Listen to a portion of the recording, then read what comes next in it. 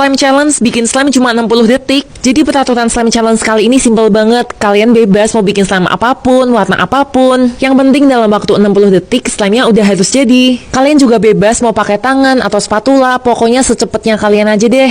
Oke, mau ngingetin aja waktunya masih ada 45 detik lagi, jadi nggak usah panik guys, tenang aja. Yang penting tadi di awal kita ngasih takarannya pas ya. Kalau takarannya udah bener, kita nggak usah panik karena slime-nya udah pasti jadi. Fokus ngaduk terus aja, dan kalau kalian kesusahan ngaduknya, kalian juga bisa pakai tangan biar lebih gampang.